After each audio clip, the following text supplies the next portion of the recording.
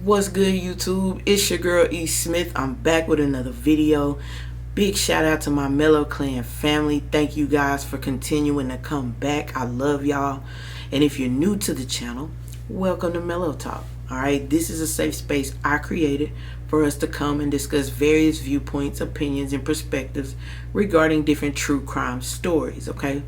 So I want to thank you all for being here, because fact of the matter is, you could be anywhere in the world, but you right here chopping it up with me, and I'm digging it. All right, so go ahead, give this video a thumbs up, like this video. Also, we are still on the road to the first 1K subscribers, guys. We going up, but we still got work to do. I need you guys to subscribe. Tell somebody about Mellow Talk. Tell them to subscribe. Check out some of this content. All right, also turn on the notification bell, so that way when I drop new content, you'll be the first to get it. Now, there's only one rule to the channel, and that rule is, as we discuss our different viewpoints and opinions, that we do it with respect. All right, I do not want my platform to be one where we come to spew hate to one another. This is a no hate zone. Now, I also want to give a disclaimer that everything that is posted on this channel is for educational purposes only. This is research that I've done on my own online and compiled this information into a video for you guys for entertainment purposes, okay? Now, before we get into today's story, I do want to give my condolences to Gabby Petito's family and everybody who knew her. I hope that they get justice for her and find out what really happened to her. As you guys can see, her case is everywhere. It's all over every news outlet, so it's hard to miss. You know, which brings me to today's story. This story got like no coverage at all. None at all whatsoever until a couple of different times. And so I wanted to use my platform to bring awareness to this story, because I believe that this woman deserves justice. So today, I'm going to be talking about the mysterious death of Tamla Horsford, a 40-year-old black woman who attended a sleepover with all white women and was found deceased the next morning. We had people over last night. We were drinking. Most of us went to bed. One of them stayed on the balcony. She was drinking, and we just went outside, and she's laying face down in the backyard. She was the only smoker. I mean, I'm on the back deck right now, and, you know, cigarettes, lighter, that type of thing are out here. Tamla Horsford, a 40-year-old woman. She was married. She had 5 children, and I believe she had a stepchild, so it was a total of 6 children. She moved to Forsyth, Georgia with her family, excited. I believe her husband relocated there for his job, for work. Okay, her husband worked. She was a stay-at-home mom who, according to everybody that knew her, she was winning in the mom department. She went above and beyond to make sure her family was very well taken care of, all of the children as well as her husband. Now, she was very much so involved in her children's extracurricular activities. She had children who were involved in sports.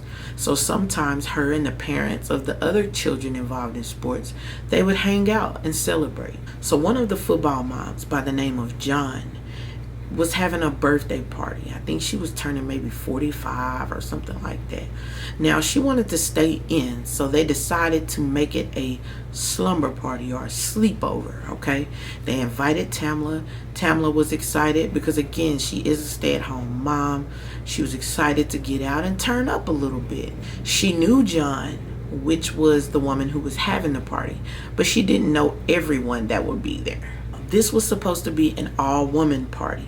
However, there did end up being 3 men at the party, which was the boyfriend of the woman who was having the birthday party, and then 2 other men.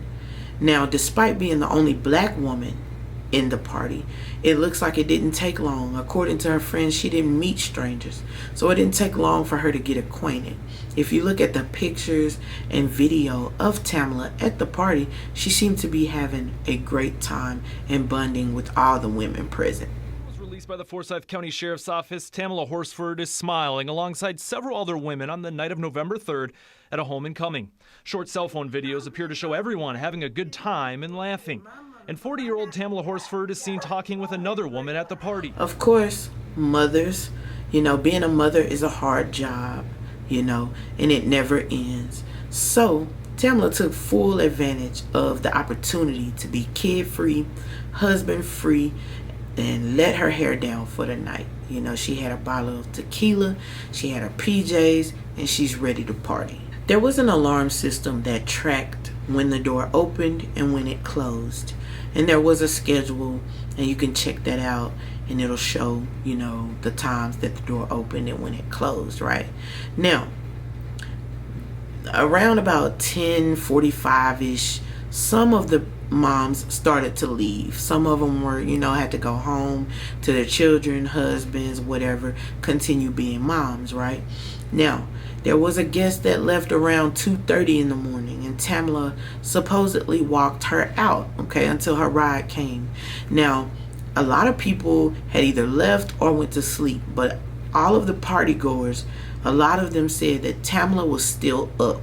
Even when everyone was going to sleep, she was still up eating, drinking her tequila, having a good time. The next morning, the homeowner's aunt, about 7:30 in the morning, found Tamla laying face down in the grass under the porch, motionless. After finding her, she went and told John and her boyfriend what she saw, Now, John's boyfriend, Jose, makes a call to 911.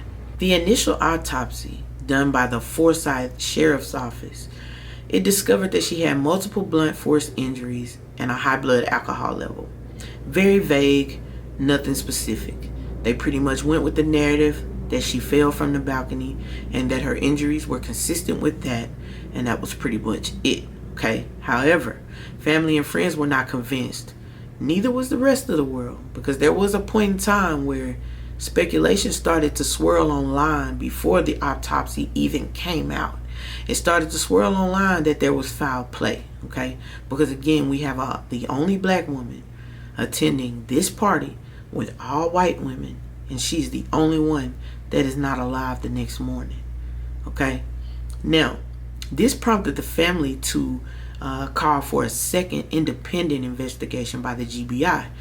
So the Georgia Bureau of Investigations, they did their own private investigation, and the medical examiner's report revealed that she did have cuts to her face, her wrists, her lower legs, also that she had a laceration on one of her heart ventricles. She also had blunt force injuries to her head, neck, and torso. Now, I know falling from 14 feet would cause injury, but that seems like a lot of injury from just one fall. The toxicology report revealed that her blood alcohol level was at a 0.238, very high. Also that she had traces of THC and Xanax in her system. This party occurred on November 4th of 2018, and as of February 20th of 2019, the case was closed and ruled an accident. The Forsyth County Sheriff's Office basically stated that, it was a party. Everybody was drinking, she was drinking. Everybody went to bed, she was still up drinking. She fell. Apparently they interviewed 30 people. Party goers all said the same thing. Now, the problem with this case is that everything was just a little too vague for me, starting with the 911 call. Now, when Jose made the call to 911, there was no sense of urgency. Nobody sounded like somebody was possibly deceased in their backyard after being at their party. There was no urgency. No, it didn't seem like there was concern. And I feel like they did push the narrative. They made it seem as if, she fell off the balcony. And, I don't know I know I'm not a forensics expert, but again, like I said before, we're talking one fall here. So one person, one fall off a balcony gets all those injuries. To me, that's not consistent with a 14-foot fall. you know. Now, if she had a blunt force injury, maybe to her head, if she fell and hit her head, that would be understood. But why all the cuts? Why all of the bruising on the torso and everything? I mean, she fell. Maybe she could bruise her torso. But why all the cuts? Why did her ventricle have a laceration on it from a fall? I mean, it seems a bit much to me. This case didn't get any coverage until 2 months after it happened. I just feel there's so much wrong, okay? Again, no urgency in the 911 call. They were with the body. They were able to move her and tamper with her before the police even got there, okay? Also, the guy, Jose, which was the homeowner's boyfriend or husband, I think boyfriend, he was a probation officer. He and another office worker were accessing the incident reports repeatedly. Why? And got fired for that. Foul play or accident? Do you think she fell off the balcony? What information do we have other than the information that they gave us? We don't know what happened. Okay? But this, I wanted to use my platform to bring awareness to this because I still want to know what happened. These people were not immediately brought in for questioning. Okay? They should have been brought in for questioning immediately. They had time to sit together and come up with the story that they were all going to say. They interviewed 30 people and they still came to the conclusion that she was the only person on the balcony alone. Everybody else was asleep, that she fell. And that just doesn't work for me. Not for me. What do you think?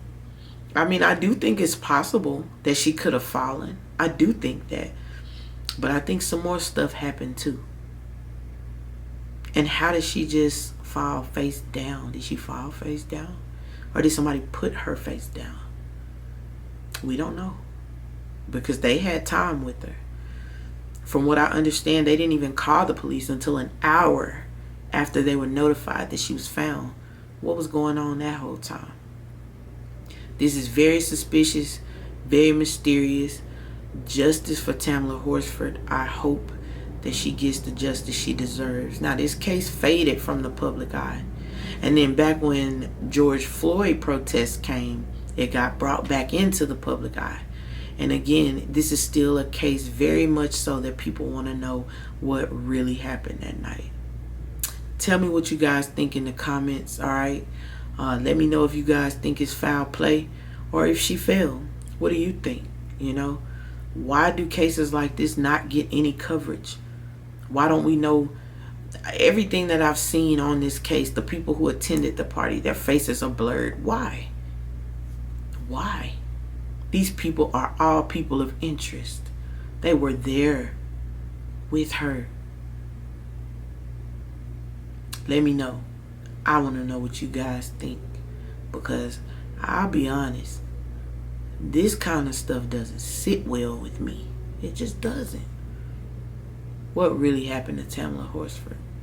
Y'all, I appreciate you for coming back. I appreciate you for being here if you're new. The fact of the matter is you could be anywhere in the world, but you right here chopping it up with me, and I'm digging that. So please, before you leave, take the time, like and subscribe, alright? Hit the notification bell so that way when I drop new content, you'll be the first to get it. Peace, love, and light to all of y'all. Be safe, and I'm out. Peace. Yeah, I love that OG in my Swisher. I'ma roll it up, so bring a lighter with you.